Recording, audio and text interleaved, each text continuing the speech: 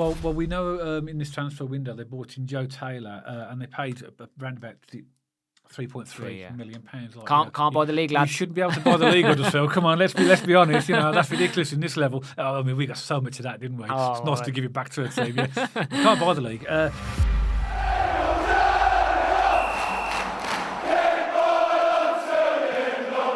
So welcome back to BCFC Royal Blue. And on Tuesday evening, Birmingham City face Huddersfield Town in another fixture at the top end of the table. Now, Huddersfield's a team that we know well. They got relegated with us from the Championship down to League One, and we've played them once already at St.Andrews at the start of October, which we thankfully won 1-0. But it's the first fixture, and Huddersfield are having a good season. They only lost to Bolton this weekend, and before that, their last one was actually that one at St.Andrews. So a lot of people are tipping Huddersfield to get one of those automatic spaces. So, Dad, let's get into it. Birmingham City versus Huddersfield, or Huddersfield versus Birmingham City. What are your thoughts? Another big game, isn't it? Yeah, we just come back off playing Wrexham and we got a draw there. And I think that this game is set up in the same type of way. It hasn't got the glitz of that Hollywood NFL drama that goes with that. I'm glad it's over, Dad. Yeah, me too. And I'm looking forward to this one. And I think that, with Wrexham and Huddersfield being away in so much close proximity, it was all about us, really, in terms of making sure that we, didn't really lose too many points in these games. Because people have argued that, 3 points would be good out the two games or 2 draws. But clearly, if we have a draw, we're not just getting a point, we're actually preventing the other team from gaining any advantage over us. They call it a 6-pointer, don't they? But Huddersfield have had that blip near the beginning of the season. And then, as you meant, they've been on this amazing unbeaten run, haven't they?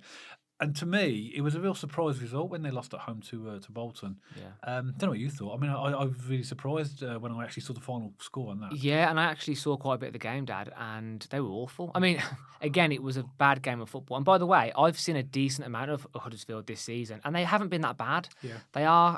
They're really good at frustrating opponents. They do like to play out from the back. They do, like to play possession football, high press. They're a bit like Blues, in that regard. But against Bolton, I thought they were really poor, really sloppy passing out from the back. I thought Bolton could have had 2 or 3, if I'm honest. In fact, I think I saw 3, what I would class as pretty clear-cut chances. So it wasn't the typical Huddersfield team, which I've been looking at this season anyway, but I was really surprised to see them lose to Bolton. And they have had a couple of odd results this season, Dad. Don't get me wrong, they've had some really good wins, but they have had, they drew with Burton, they drew with Crawley, they lost to Northampton, and they've lost to Rotherham as well. Yeah. But they have beat Wickham, Stockport, Barnsley, Orient away. So, bit hit and miss, but a good team. Not in great form in terms of the last 5 or 6 games, but a team to be wary of nonetheless. Yeah, I mean, they've brought in a few new players, haven't they, to Joe Taylor and Dion Charles. But the thing is, it's not just a case of just getting players and putting them in the team and expecting it all to work. And I think that's what we're seeing at the moment. They haven't clicked because there are 2 new players pushed in to try and score the goals that they felt that they were deficient in. But a big loss for them, I think, and I find very strange that it's sold Helik. Agreed. I mean, people would say he's gone to Oxford and he could have gone better, but regardless of where he's gone, he's gone. Mm-hmm. And I find that staggering because I would actually have been happy for us to sign him. I was hoping that we might look at him at in the summer transfer window. Gone. I'm not arguing with what we've got in now, but Helik's a good player. So he's got a goal in him as well. I mean, last season he scored for Oxford. He scored for Oxford in their last game, I think, or the game before. But the thing is, it's like Huddersfield fans will probably argue, yeah, okay, we do need more firepower up front, but you don't do that and then take away our best defender. He's a threat as well, isn't he? Yeah. I mean, wasn't he their top scorer last season, or very close to the top? I mean, when we were doing our pre-match Huddersfield last season, Dad, because we started this podcast in February, so we had that, remember, second to last game of the season where we drew 1-1. Yeah. And we were doing our research, and I could swear Helik was, Helik, again, pronunciation problems on this podcast, was top of their goal scoring. He was at the time. Yeah. He was at the time, and I think he's been injured a bit this season as well, so he's missed a few games. He was missing against us, actually, at St.Andrews. But he's a quality player, and I think it sort of counterbalances. You want to have a positive impact on the team by getting new signings in. So they get these 2 strikers in, and then suddenly, a few days later, they lose Helik to Oxford, which I find very, very strange. Just a bit on Huddersfield. In the last 10 games, they've won 5, drawn 4, and just lost that 1 against Bolton because they were unbeaten for. Was it 16 or 17 until the games? Blues game in October. Blues last 10 games, won 7, drawn 3, lost none. So we're on decent form. Very good form. Very Yeah. good form. Yeah, their home record is they're currently 5th in the form table for home, on 27 points from 14 games. So they've got a decent home record. So they're going to be tough at home. Away record they're 4th, so they're good on the road as well. Goal scoring, they've scored 39 goals in their 26 games, which puts them 7th in the table, behind the likes of Reading, Bolton, Barnsley, Stockport, Peterborough, Sales, and Wickham. And in defence, they've got the 5th best defence, only conceded 22 goals in 26 games. So, in all of those metrics, they're up there in all of them. So but then it's not a surprise based upon the run that they've been on. But they had that blip, didn't they, at the start of the season where they lost 4 in a row. Then they went on that amazing run. But you picked out some really interesting fixtures there when you said, though, because they did lose at home to Northampton. That was way back in September. But the draws, that I think, is where they're coming unstuck at home. Let's look at I'll go backwards looking at their record and see some of these results. So obviously the Bolton was a home game. They lost 1-0 at home. Do 2-2 with Huddersfield in the game before that at Blackpool. Then which is a brilliant result for them. I watched that game. Then they beat Wickham 1-0, which was a poor game, to be honest. It was a bit of Herbie Kane. But what they did do well, Dad, sorry to interject, because the Wickham game's important. They really frustrated. They didn't let Wickham play their typical. So if they get football. a lead, they showed that they can actually fight and keep a lead.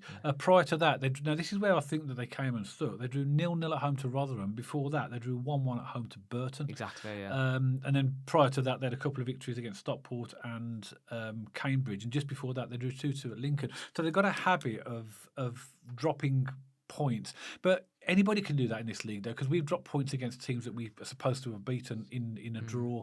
I'm not going to name that team because we always do, don't we? But they seem to be a team that beats. They've got a draw against Wickham. Talking about Northampton, I am.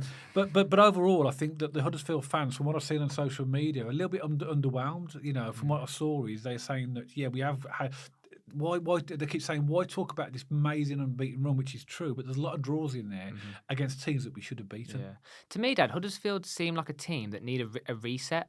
Like, I'm not talking anything drastic here. Huddersfield are a good footballing team, and I have no doubt come the end of the season they'll definitely be in the playoffs, if not maybe nabbed one of those relegation, automatic spaces. Playoffs or automatic spaces. But I think they're a club. They've got relegated from the Championship. They're a bit stale. And they've kind of not transitioned and showed much ambition to move back up, in my opinion. So I think they need some fresh blood. They need some aggression in there. They need some fight in there. And don't get me wrong, their style can be to frustrate, like we saw with them playing against Wickham.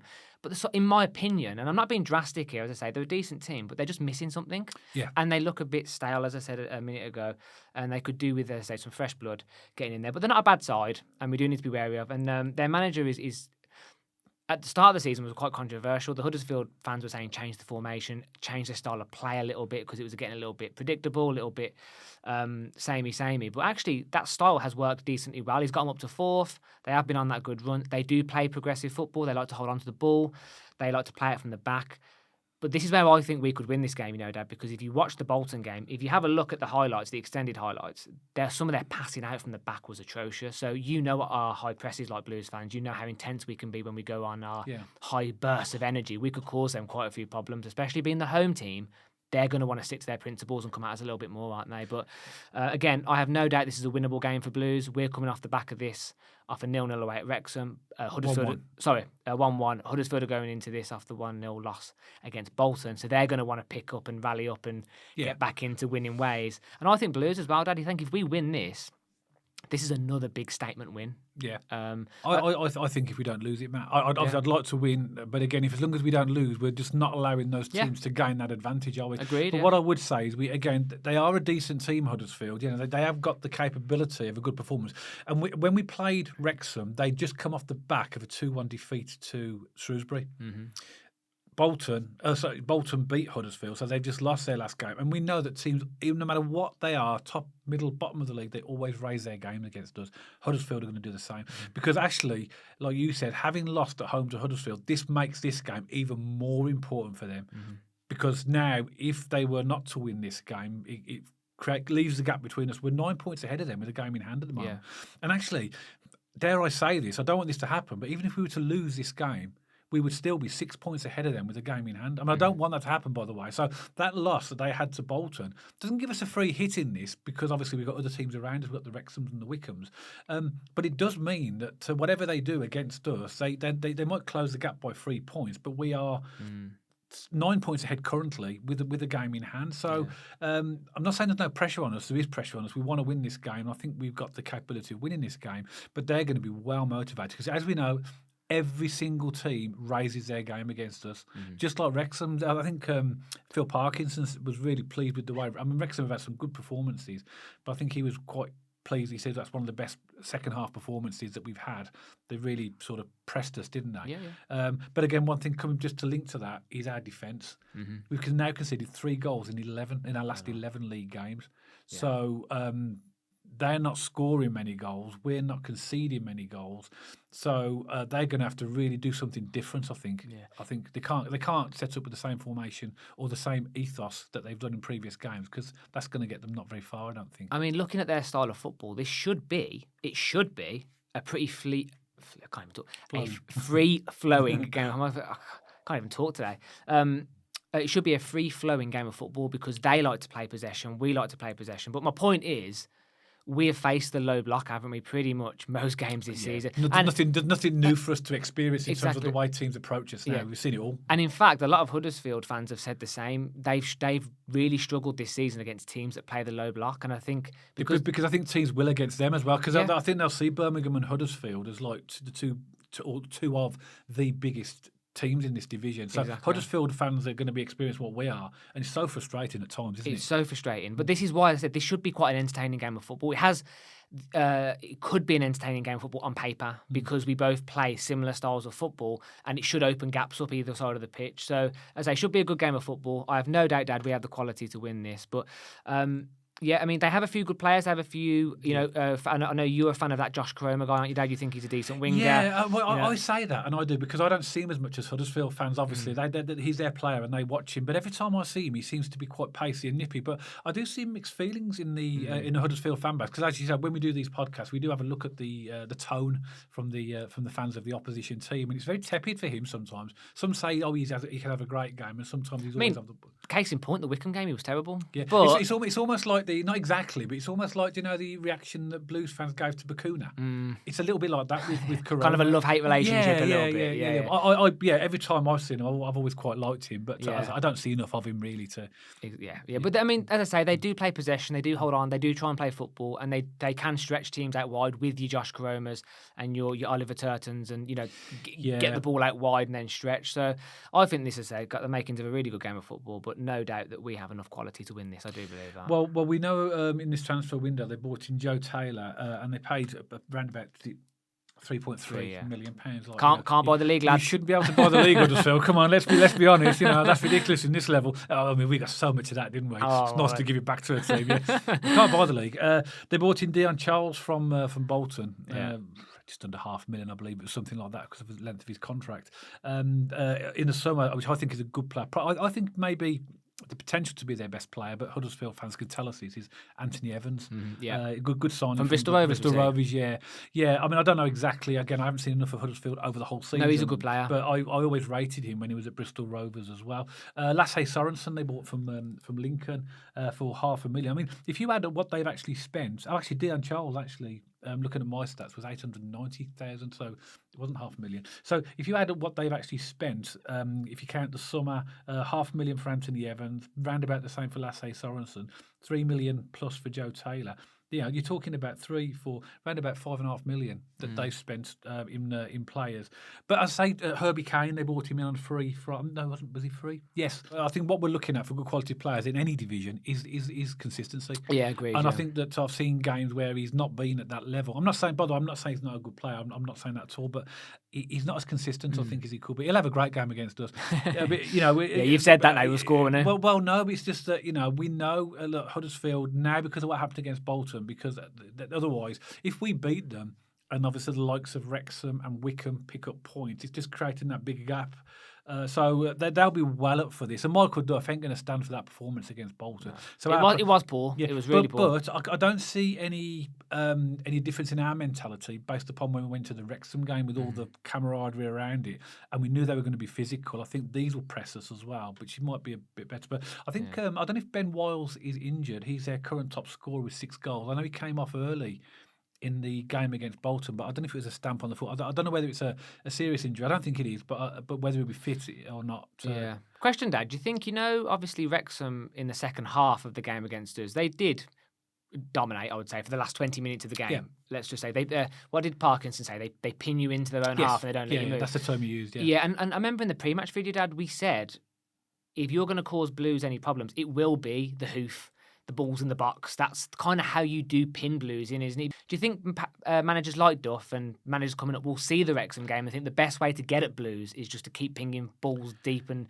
from deep into the box and all these different things? Because they all these managers research us, like we research other teams. But then if you would have watched the Wrexham game, they did that. And we cope with it. I think the aerial threat was coped with very, very well. The likes of Clara. I mean, he does that in his sleep, doesn't he? Clara, he's heading in his sleep, and Ben Davies as well. Do you reckon Clara trains just by headbutting a brick wall? Oh, God, just gets himself in the zone. It's got to be anyway. Yeah.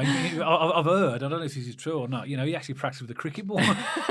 but is it like the Stig from Top Gear? I've heard. He's he and Ben Davies have been brilliant, and it's likely that teams will go direct against us. But if anybody's researched our games, our defence has been brilliant in the last since we lost at Shrewsbury. And we can basically, what I'm saying is we can accommodate an aerial onslaught. But agreed. Yeah. And our defence is outstanding at the moment. I mean, Ben Davies and Clara, they just fill me with so much confidence. They just throw themselves at balls, don't they? Yeah. Their defence, our defence is amazing. But what I would say that if you look at the second half of the Wrexham game and you look at the second half of the Stockport game, you can pin us in if you play that more just launch it, relentless level of launching the ball in. So I'm just playing a hypothetical game, I'm sure they will. I'm sure they will. Michael Duff would have researched us, and he would have seen the likes of Stockport, even the second half earlier in the season against Mansfield, who had a real go at us. An equaliser was 1-1 at their place. Stockport definitely in the second half. We saw it against Wrexham as well. At the end of the day, we're Birmingham City. We're top of the league, but we're not immune to making mistakes or having teams have chances. It's going to happen all the way through the rest of the season. But I think the point you're making is Michael Duff going to take that as a little strategy. Bit. I think probably he will. Yeah. But I don't know what their aerial threat is, because again, is he going to start with Joe Taylor and Deon Charles, or is he going to think, because he brought off? Didn't he brought off Joe Taylor about an hour, didn't he? Yeah, against Bolton. Yeah. Deon Charles played the full 90. But, So, but he did say, and in his post-match, or maybe I read somewhere that he's still gaining match fitness. Joe Taylor. He did score against Blackpool though in his debut. But I think that the team that they pick, will have this motivation now because of what happened at Bolton, and I do think they might look back, this season. Huddersfield and regret selling Bielek. He's on our players. Don't sell Bielek because I don't think you got one right. They are both Polish. Helik. Is it Polish? It's all that. Helik and Bielek. I can be excused for that. But I think that was a mistake. Again, it's not for me to judge Huddersfield. That's between them, their fans, and their club. But from what I've seen of him, he was a very good defender, and he was a threat. He might have wanted out though, Dad. And there's not a lot you can do in those circumstances. Fair enough. But then you think to yourself, well, how much do we need him? Do we keep him for the rest of the season, get ourselves promoted, and then make a choice? Because at the end of the day, the club are still in control of the contract. Of course they are. But you are right though. Nobody wants a player playing for them that doesn't want to be there. Look at Blues last season. We had a couple of straddlers, didn't we, that clearly didn't down tools. But anyway, let's move on from that, Dad. Should we get on to the Blues? Because I know we're running out of time already. So should we do, as always, same format. Let's do what we always do. So, Dad, I'm going to let you start with the defence, and then I'll go through the midfield. Yeah, so Allsop in goal, who was brilliant again against Wrexham. Fantastic. I would say that he kept us in the game. He did. Fantastic. I mean, the one save he made from McLean at the near post was brilliant. So Allsop in goal, definitely.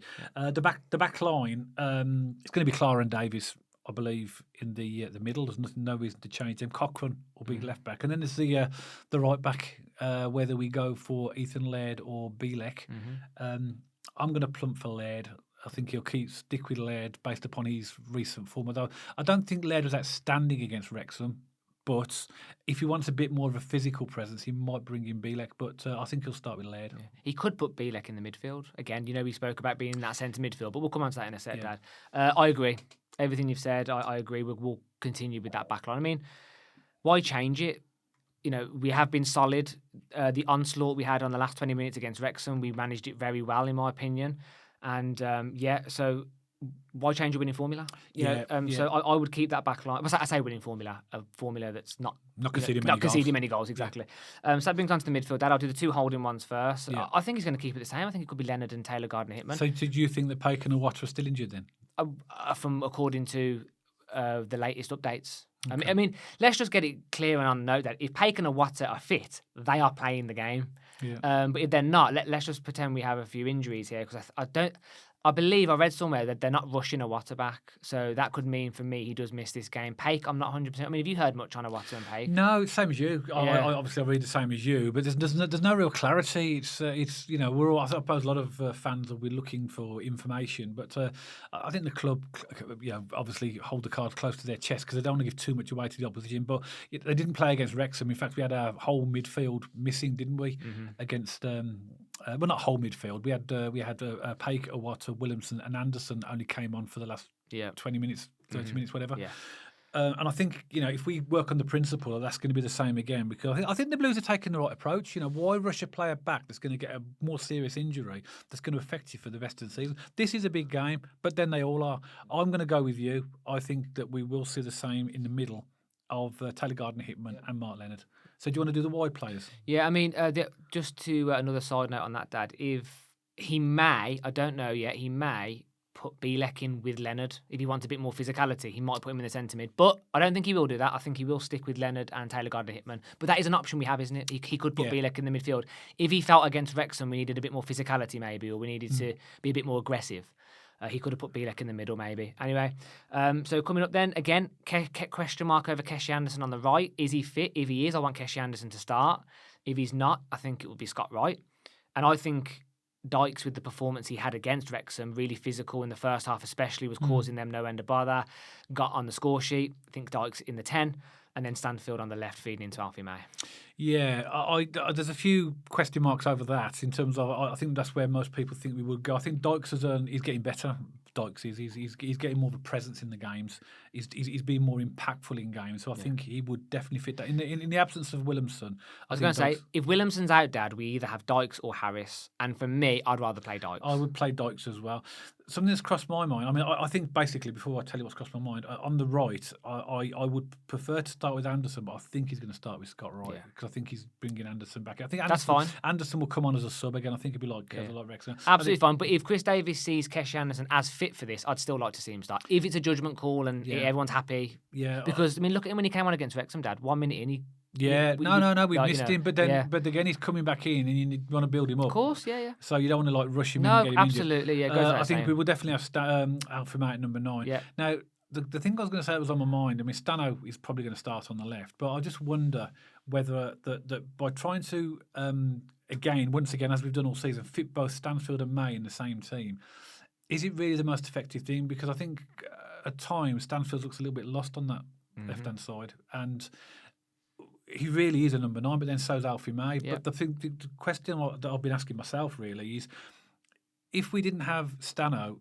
as the left winger, it would give us the opportunity to bring in a more natural left winger who could provide more supply to the number 9, whereas Stano does his best, but he's not a winger. His instinct is to go for goal. So he's not providing the supply enough, in my opinion. And that begs the question then, do you play both? And again, this is an age-old debate that we've had for a long time, really. Do we actually play Alfie May and Stanfield in the same team, or do we play one of them in the number 9 and bring a left winger on? And I'm not, and who would that be? It has to be somebody who can cross the ball. Now, our number 1 left winger is injured, who I would say would first choice be Hansen. He's injured. I don't think Yokoyama will start this game because, as we know, he's a young player and we need the defensive side of the game as well. Keshi Anderson can play on the left, but again, injury. So that's the option, I believe, is that if Keshi can start, put him on the left, Scott Wright on the would right. be on the right, and then that would be. That'd be a good I option. still put Dykes in the number 10, and that would mean either Alfie May or Stansfield would be on the bench. Whether that's controversial, I don't know. I'm thinking about the best blend of the team, not the quality. I'm not arguing the quality of the players, but Absolutely. I'm just sometimes, you can have really, really good players, and they just don't fit together or don't work as well. I agree. I think, by the way, I'm not scapegoating anyone here. I'm not saying that Stansfield and Alfie may have been the problem for Blues or anything like that. I love them both. I think they're great players and they add value in their own ways. But I think when you put them both in the pot, the mix isn't quite right.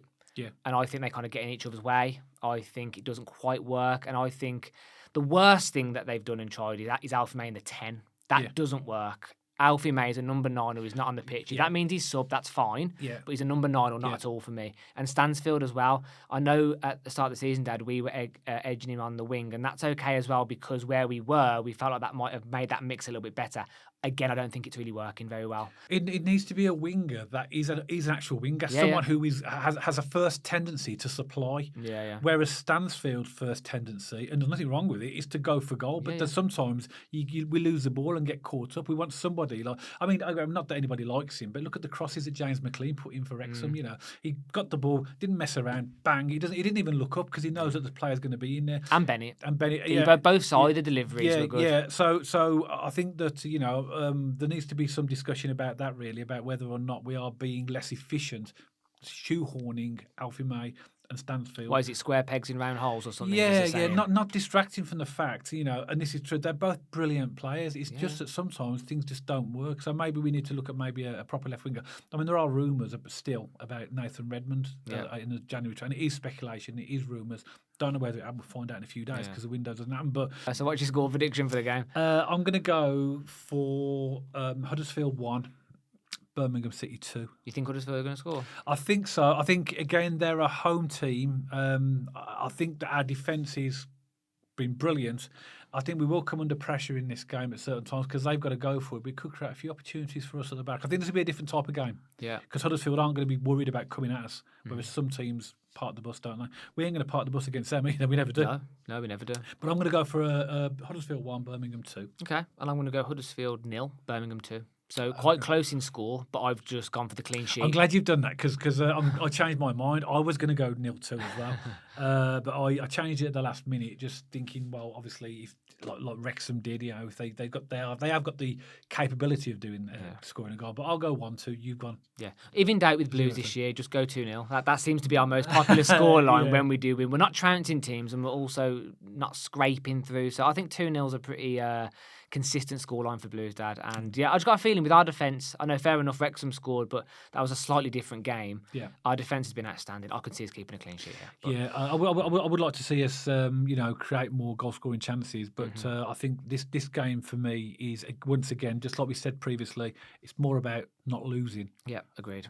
Winning, obviously, if we can, but definitely losing, and then move on. So, and then once we've got this out the way, we've got the Huddersfield away and Wrexham out the way in 2 games. Yes, it's quite nice, isn't it? Get those games out the way. Yeah. And then not that the rest of the games are easy, of course they're not, but they're 2 tricky games. Yeah, and also, don't forget as well, one final point as well. After we've played Huddersfield as well, all those teams have still got to play each other, so they're going to drop points as well. So. Absolutely. Yeah, sounds good.